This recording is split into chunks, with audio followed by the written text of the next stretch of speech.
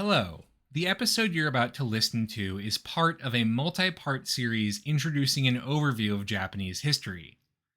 This is a repeat of one of the original projects the History of Japan podcast was built on, and is intended to serve as an update and supplement to these original works. After 10 years, my hope is to return to this approach and to do it a little bit better given the skills that I have improved in the intervening years. If you haven't been doing so already, you should listen to these episodes sequentially, starting with episode 501. Without any further ado, enjoy the episode.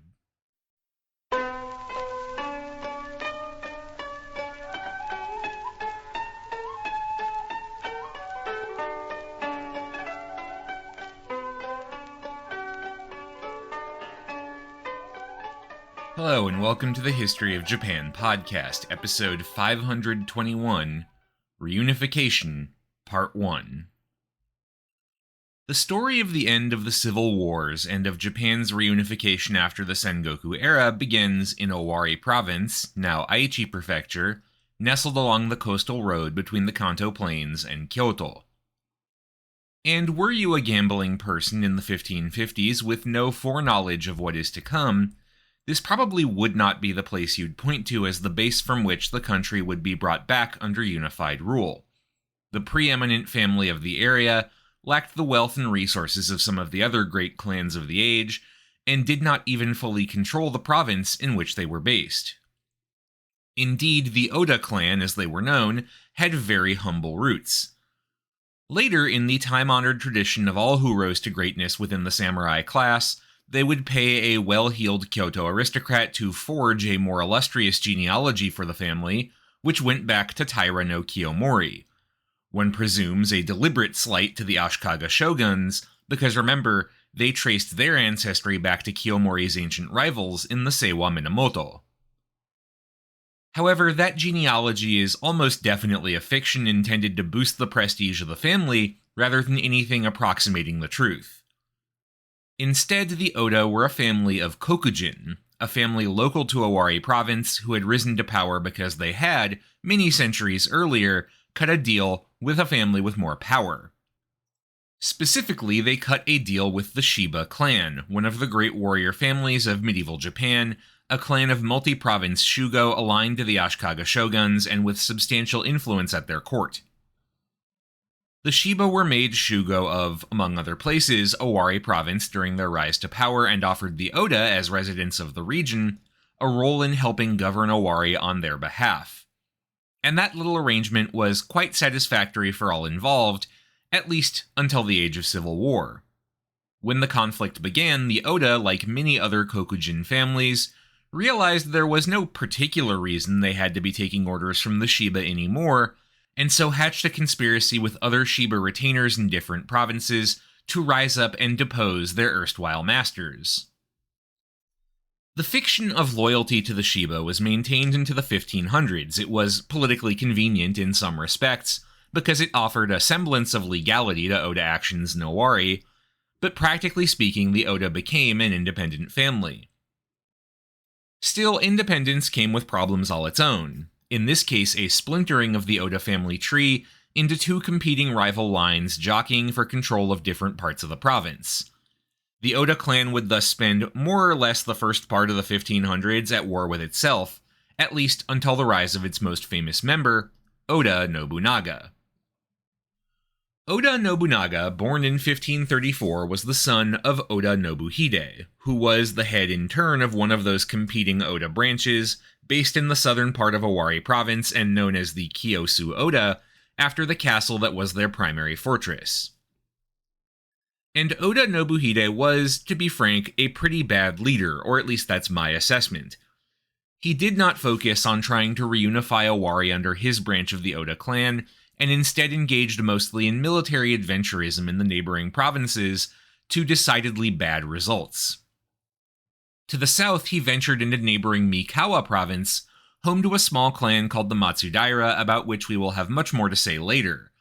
The Kiyosu Oda and the Matsudaira jockeyed to little result over their borderlands. As a result, the Matsudaira turned to a neighboring powerful clan, the Imagawa, and brokered what amounted to a protection deal with them, in exchange for which the young heir of the family, Matsudaira Motoyasu, was sent as a ward and hostage to the Imagawa. However, Nobuhide was not deterred by this and attacked the Imagawa as well, seizing young Motoyasu in the bargain. Apparently, both he and his young son Nobunaga took a shine to the kid, and eventually they returned the boy to the Matsudaira. Given future events, a fateful choice. To the north, Nobuhide went all in on supporting the longtime rulers of neighboring Mino province, the Toki clan, against a new threat to their rule, a flamboyant ex-Buddhist monk turned oil merchant who used his profits to get into the hot new field of warmongering by the name of Saito Dosan. Saito, as a side note, is one of my favorite figures of this period, even though he's not really that important, just given how wild his origin story is. One day I want to indulgently do an episode just on him. Anyway, Nobuhide's war against Saito Dosan was largely inconclusive and did not save the Toki clan. The main reason it matters to us is that part of the truce eventually brokered between both sides involved a marriage alliance. Nobuhide agreed to marry his son Nobunaga to Saito Dosan's daughter, known to history as Nohime. Beyond his decidedly middling military career, Nobuhide was also not great at the other side of samurai leadership in the 1500s. His focus on campaigning meant he had little time to spare for the boring work of administration, engaging in land surveys to get a sense of the taxable value of his domain, building up strong administration to handle the day-to-day running of government. And this was pretty important work for the ambitious daimyo of the time. If you didn't do land surveys yourself, the only other documentation you had for tax purposes were land registers from the old Shoen estates, which were often centuries out of date by this point. Without a good administration, actually, collecting the taxes you owed could be pretty challenging, particularly given how good peasant farmers could be at hiding taxable harvests from inspectors. So when Nobuhide died in 1551, it was probably, with all due respect to the dead, not the worst thing imaginable for the Oda clan, but his heir Nobunaga was only 17, and while he'd been a part of his father's campaigns and had some combat experience, he wasn't a commander, nor did he have much background in administration. More than a few Oda vassals were, justifiably I think, concerned about how the young boy would do. Now, getting a sense of Oda Nobunaga's character is an immense challenge, primarily because the best sources we have for his career are from decades after this point, and were recorded by his followers after his rise to power.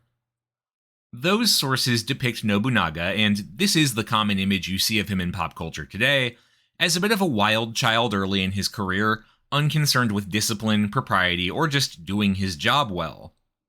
How true that is, well, again, it's hard to say, but it certainly makes for a good story, particularly given how it ends. That ending involves Nobunaga's tutor, Hirate Kiyohide, who served Nobunaga's father as well as his grandfather. Hirate apparently felt that Nobunaga's conduct early in his reign was unbecoming of a lord of propriety. Later stories would have Nobunaga acting particularly boorish, for example, during his father's funeral, showing up late and refusing to dismount from his horse, among other things.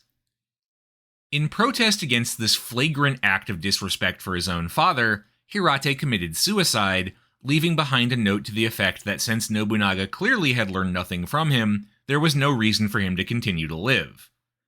Nobunaga then went on to mend his ways based on this example, and erect a temple in Hirate's hometown in his honor. And it's a great story, but there are reasons not to fully trust it. Most notably, Hirate's suicide took place in 1553, 2 years after Nobuhide's death, so quite a while to wait if the goal was to send a message about propriety at a funeral.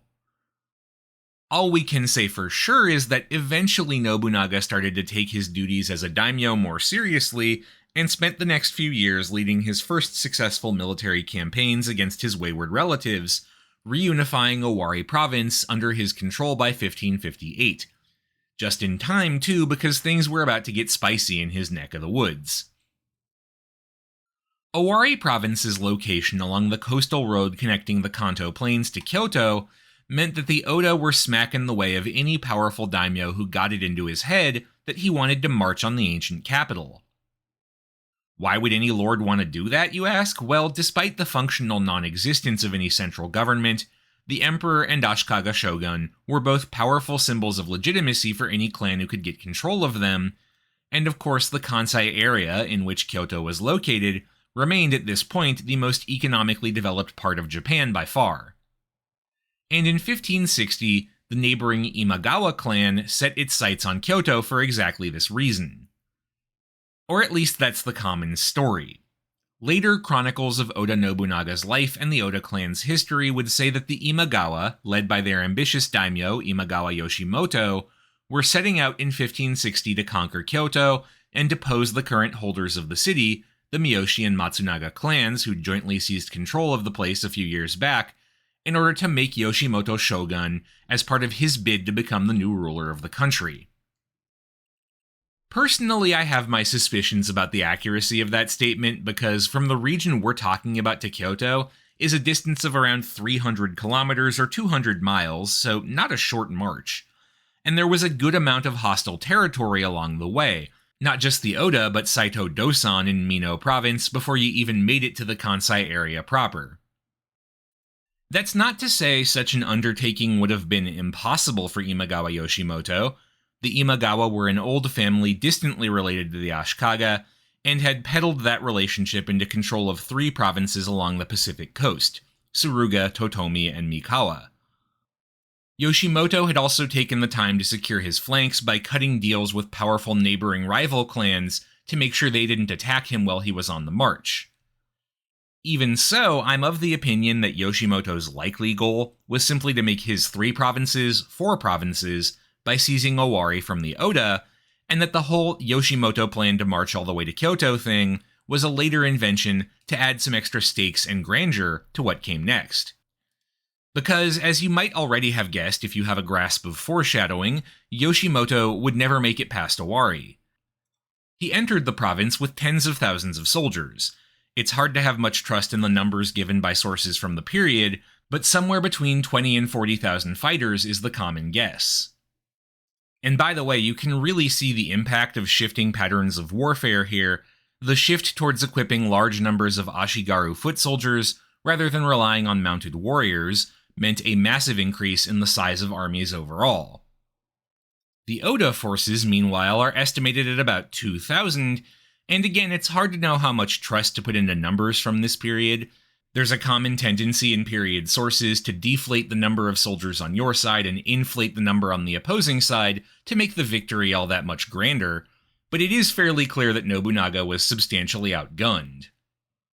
But Nobunaga also had a talent as a strategist, and his chief talent in that regard was the clever ability to read out the likely moves of his opponents and then bait them into doing what he wanted. For example, when he'd crushed the last renegade offshoots of his own clan in 1558, he'd done so with a brilliant stratagem. He telegraphed a plan to attack their major fortress at Iwakura in a bid to get his opponents to rush out and meet him in the field, rather than risk a prolonged siege. And that's exactly what they did, running square into a trap Nobunaga had set for them, because he had no intention of risking a siege battle against even numbers if he could claim the upper hand in a decisive field battle instead. And against the Imagawa as well, Nobunaga had a plan, which brings us to the summer of 1560 and the famous Battle of Okehazama. Yoshimoto had his Imagawa army make camp at Okehazama, a spot about 30 kilometers or a little over 18 miles from Nobunaga's home base at Kiyosu Castle. There, he is supposed to have ordered a musical performance for his troops to celebrate the progress they had made taking down a few Oda border fortifications, and, like as not, to demonstrate his own lack of concern at the possibility of resistance by the Oda to his invasion. After all, his army was extremely vast, theirs was quite tiny. How much danger could they all really be in? And at the same time, Nobunaga was rallying his troops to go on the offensive. Using his superior knowledge of the local terrain, Nobunaga was able to get his troops into position to ambush the Imagawa while they were making camp. Oda scouts, of course, knew the region better than the invading Imagawa, and thus were able to maneuver the army into place without the Imagawa realizing they were there. From this position, Nobunaga launched a head-on attack into the heart of the Imagawa camp in the middle of the night.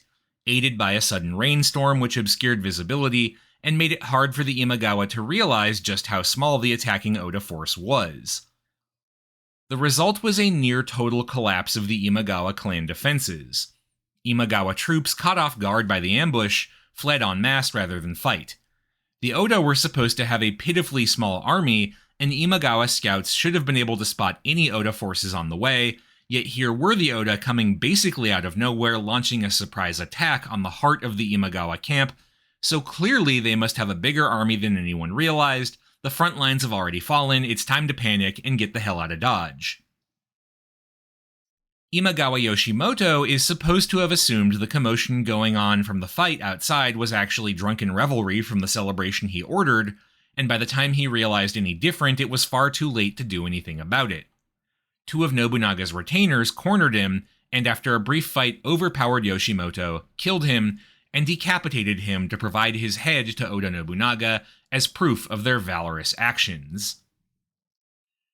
And this was pretty much the end of the Imagawa, because remember, no samurai from the lower foot soldiers to the upper ranks of the warrior class really fought out of ideological loyalty, except for maybe direct relatives or very long-time retainers. Most were in it for the paycheck, and now the guy who signed them was dead. The Imagawa still had a numbers advantage, their losses had not been that heavy, but the survivors had no reason to fight. In the aftermath, Nobunaga was suddenly one of the most important people in his part of Japan. He dealt the Imagawa a blow from which they would never recover. The clan eventually collapsed under renewed attacks from all sides 9 years later, and Nobunaga managed to grab Mikawa province in the offing, including its new ruler, the very same Matsudaira Motoyasu, who had once been a hostage to the Oda clan. Motoyasu had been a general for Yoshimoto once he'd grown up, but defected after his master's defeat and pledged loyalty to Nobunaga's side, bringing his home province with him. After this moment, Nobunaga shifted his attention north, bringing his newfound power to bear against Mino province.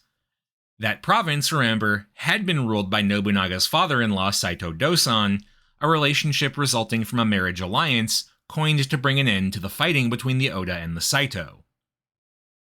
However, in the intervening years, Saito Dosan had fallen from power in spectacular fashion. In order to legitimate himself as the new ruler of Mino, he married a daughter of the Toki clan, the former lords of the province, but the resulting son from that marriage felt more connected to his mother's family than to his father's. In 1554, that son rose up and killed his father in the name of the Toki clan, and was now the ruler of Mino as a result. That son, Saito Yoshitatsu, would be the next to fall under Nobunaga's gaze. Ostensibly, Nobunaga looked to avenge an unforgivable act of patricide against a familial ally, though for practical reasons Mino was a compelling target in its own right. It was, after all, one step closer to Kyoto and the Kansai area, and could provide a base of operations for eventual expansion into that region. And I should say, we aren't certain about Nobunaga's motives. Maybe he really did feel he was avenging his father-in-law in some genuine act of filiality, but personally, I doubt it. The initial fighting of this campaign actually didn't go very well for Nobunaga, who mobilized his forces to march into Saito territory and was driven back several times. However, in 1561, Saito Yoshitatsu died suddenly while on campaign. And I do have to note here that Yoshitatsu, while he was the first, was not the last of Nobunaga's enemies to die under somewhat unclear circumstances after some initial battlefield success against him, leading to some wild speculation about secret assassins and the like, none of which we can prove, but all of which are tremendous fun to speculate about. And after all, the whole thing with secret assassins is, if they do their job well, by definition you don't know what they did. Regardless of how it happened, Yoshitatsu's death put the Saito into a death spiral of their own. His successor was far less competent as a general, and slowly the Oda began to take control of Mino province. In 1567, the last Saito stronghold, Inabeyama Castle, fell to an Oda force, commanded, by the way, by a fellow who will be of some importance to our story starting next week, Hashiba Hideyoshi. Hideyoshi, about whom we will have much more to say in the future, was from a low-ranking family but had earned his way into the Oda ranks by means of his personal skill and courage. He'd actually gotten his start in warfare with the Imagawa, but defected to the Oda before the successful ambush at Okehazama. Clearly he'd seen something in Nobunaga that convinced him this was the guy to work with. But we know very little about Hideyoshi before the 1570s or so. Later biographers described him as making many enemies among the Oda retainers because of his skill and brilliance, leading to him outshining men with far superior pedigrees, but given how his story will end, that might be a later invention. Regardless, the fall of Inabayama Castle is usually credited as Hideyoshi's first great success. The castle was close to the Oda border town of Tsunomata, and Hideyoshi proposed a plan to secretly fortify Tsunomata without the Saito realizing. This would allow the new base to serve as a large-scale military encampment from which to stage attacks on Inabayama. The plan, over the objections of others who felt it was foolish, received Nobunaga's approval, and it worked like a charm. The Saito had assumed that any invasion force attacking Inabayama would do so in a traditional way by making camp outside the walls. They had not planned for an invading force to have a nearby fortified base in which to store supplies and rest their troops. The edge provided by the Tsunomata fortifications allowed Nobunaga's forces time to get organized without fear of either running out of supplies or of a Saito counterattack. Inabayama eventually fell. Crediting this idea to Hideyoshi is of course a bit of a later invention. It's unclear how involved he was in the plan, if at all, but the victory over the Saito does line up with when Hideyoshi gets catapulted into the ranks of the esteemed Oda generals, so maybe there is some relationship there. This gambit, whoever was behind it, also gave Nobunaga a new fancy castle which he proceeded to make his personal base. That castle was named Gifu, the Gi being the Japanese reading of the character of Qi in Qishan, the mountainous home base of the legendary first emperor of China's Zhou dynasty, and it became Nobunaga's new headquarters. This was also around the time that Nobunaga began to adapt, for lack of a better term, a new motto, a 4-character phrase that, for example, was engraved on his personal seal. That motto was Tenka Fubu, roughly all under heaven covered by the sword, which, along with the naming of his new castle, makes his ambitions from this point on pretty clear. And increasingly Nobunaga had the resources to call upon to manage his ambitious goals. Nobunaga now had command of 3 provinces and spent 6 years during the conquest of Mino on the profoundly unsexy but deeply important work of building a strong administration to manage those territories, while generals like Hashiba Hideyoshi managed the fighting. That administration would be important in turn for fielding the armies necessary to accomplish his vision. Remember, the foot soldier Ashigaru who made up the majority of armies during this time were essentially mercenaries, so to be frank, were most elite samurai, and were advantageous mainly because they could be conscripted and trained in large numbers for comparatively cheap relative to the mounted warriors of old. But training these men, paying them and equipping them with armor and weapons, spears, bows, and by this point guns either purchased from the Portuguese or increasingly forged at domestic gunworks, was not cheap, not to mention provisioning the armies for their marches. And so Nobunaga spent years on things like land surveys of his domain to effectively tax his peasants using updated productivity numbers, and on reorganizing administrative boundaries to make them more geographically contiguous, now that the old shoen were no longer a concern. It's very unexciting bureaucracy, so we're not going to spend a lot of time going over it, but it is important down the line when opportunity comes knocking. Opportunity, in this case, took the form of one Ashikaga Yoshiaki, and as the name might clue you in on, he'd come to Nobunaga from Kyoto. Yoshiaki, in fact, was the son of a former shogun, but not the eldest son, and so had done the fashionable thing for second Ashikaga sons, and become a Buddhist monk. However, his brother Ashikaga Yoshiteru had become shogun, and was murdered in 1565 by the Miyoshi and Matsunaga clans, who negotiated an alliance between them to control Kyoto and the shogun as a puppet ruler.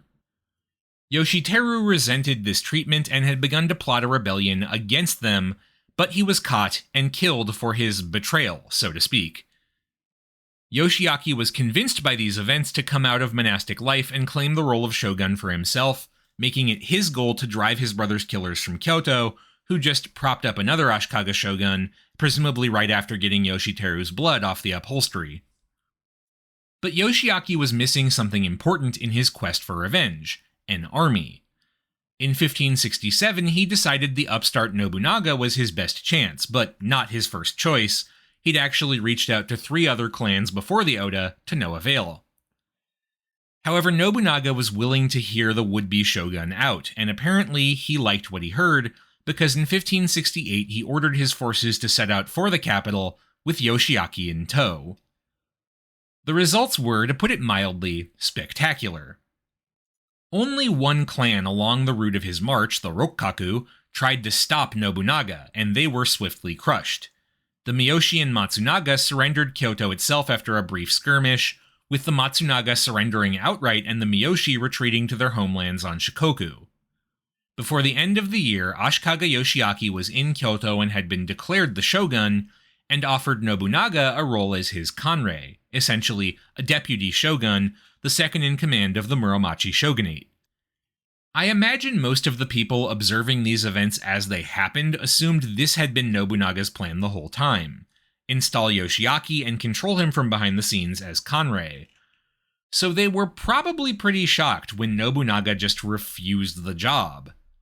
And he didn't refuse it just once. The very next year, Yoshiaki asked the sitting emperor, Ogimachi, number 106 by the traditional count, to intercede and convince Nobunaga to take the gig. Nobunaga told the emperor himself, "No thank you." In general, Nobunaga seems not to have been very interested in existing titles and privileges.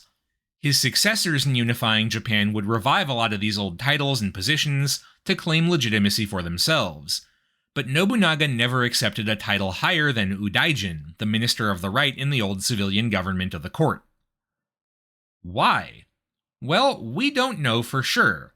We have to guess, once again, what's going through his head. We do have some pretty good guesses based on what we know of his personality, but again, by definition, they're guesses. Maybe he was not sure long-term what sort of political arrangement he wanted, and preferred to concentrate on warfare in the meantime, rather than accruing titles and positions that might or might not be of actual use in the future. Maybe he had some radical plan to upend the whole political order and didn't want to commit himself to any existing structures. We just don't know. Regardless, this refusal, and Nobunaga's general lack of interest in showing any deference to the would-be shogun Yoshiaki, led to growing tensions between the two men. But there was little Yoshiaki could do about this, dependent militarily as he was on Nobunaga.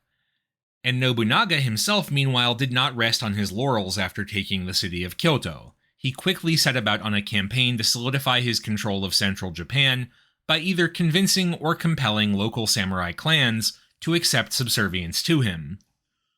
One clever maneuver he used to do this was an invitation to a banquet in Kyoto in 1572, hosted by Nobunaga himself. Invitations were sent to all the major families of the region. Nobunaga correctly surmised that nobody who mistrusted him or was plotting against the Oda would voluntarily go to a city Nobunaga controlled. When one local daimyo, Asakura Toshishige, refused to attend, Nobunaga used the excuse to brand him an outlaw and destroy the Asakura, claiming their lands. When his own brother-in-law, Azai Nagamasa, to whom he'd married off his sister as a way of securing Azai backing of his march to Kyoto, tried to stop him, the Azai and the Asakura had a long-standing familial alliance, Nobunaga crushed him too. He did this over the objections of his sister, who was taken alive, but whose children, Nobunaga's nephews, were executed at his own command. If you're at all familiar with this period, you know that Nobunaga has a reputation for cruelty, and you can kinda see why in moments like this. Similarly, the powerful temples of central Japan and the various eco-leagues attempted to resist his rule. Nobunaga responded by ordering his commanders to besiege the temples, massacre the defenders, and burn the whole damn place to the ground. Kaga province north of Kyoto was a hotbed of Jodo Shinshu Iko-Iki leagues. Supposedly, Nobunaga gave the order to crush the Iko-Iki yama yama tani tani, on every mountain and in every valley. More prestigious opponents were not spared either. The monks of the ancient temple of Enryakuji atop Mount Hiei arrayed their wealth and armies against Nobunaga in the 1570s, and in response Nobunaga besieged the centuries-old complex and burned the whole thing to ashes. Ashikaga Yoshiaki himself ended up fleeing Kyoto in 1573 after openly declaring himself against Nobunaga, only to watch all the allies he'd so carefully cultivated against Nobunaga be crushed by the at this point experienced and well-trained Oda armies. Yoshiaki would end up wandering the country once again looking for allies to back him in a return to the city. He would never be successful. Within the decade, Nobunaga came to rule the central and best developed third of the country and had dispatched challenges from two of the most powerful lords of the region, Takeda Shingen and Uesugi Kenshin. And no, we're not going to have time to talk about these two. They are famous figures from the Sengoku period, but tragically not that relevant for our narrative here, except in defeat. I do want to note that both Takeda Shingen and Uesugi Kenshin were initially successful in their campaigns against the Oda, only to then both mysteriously take ill and die on campaign, and once again we have no proof anything untoward happened there, but once again, one has to wonder. By 1580, Nobunaga was clearly on a path to bringing the rest of the country under his control. Admittedly, there was still a lot of country left to conquer, but given the volume of wealth and the number of warriors he could call on from his newly conquered lands, I think it's fair to call it just a matter of time. But Nobunaga would not live to see it done. In 1582, while in Kyoto after returning from a campaign to finish off the remnants of the Takeda clan, he was betrayed. That betrayal came at the hand of Akechi Mitsuhide, a general who had come to Nobunaga's service alongside the shogun Ashikaga Yoshiaki. Akechi had been a follower of Yoshiaki's, who joined Nobunaga and then stuck with him over the shogun when the two men had parted company, let's call it that. What motivated Akechi's betrayal is unclear. Nobunaga had personally been very disparaging towards him, mocking his poetry, of which Mitsuhide was quite proud, but that was kinda also how Nobunaga treated everybody. Probably more important was a campaign in 1577 that Mitsuhide led on Nobunaga's behalf against the Hateno clan. Mitsuhide convinced the Hateno to surrender quickly in exchange for a promise of their personal security. Nobunaga, for reasons that are unknown, overrode Mitsuhide's promise and had the Hateno leadership executed. The surviving Hateno retainers felt that Mitsuhide had lied to and betrayed them, and responded by kidnapping and murdering Mitsuhide's mother. Mitsuhide, not without justification, blamed Nobunaga for his mother's death. In June of 1582, while Nobunaga was in Kyoto after his final campaign against the Takeda, Mitsuhide took his armies, which were supposed to march west now to continue another war against the Mori clan, who we discussed 2 episodes ago, and instead turned them on Kyoto. Nobunaga, residing in Honnoji, a temple in the center of the city, was killed when the temple burned, a fire set by the man himself to prevent his body from being recovered and desecrated. His eldest son, Nobutada, was killed in the fighting as well. Now, Oda Nobunaga's legacy is complicated. Obviously, he set the stage for reunification, and next week we'll take a look at the man who took over his lands and used them as a base to complete that reunification. When he's portrayed in popular culture, and this period is a big source of pop culture material, in the same way that, say, the Wild West is for the US, Nobunaga tends to be portrayed, despite his role in ending the period of civil war, as a pretty unambiguously villainous guy. His unpleasant demeanor, he gave Hashiba Hideyoshi, the same man who won the siege of Inabayama for him, the nickname Monkey to make fun of how his face looked.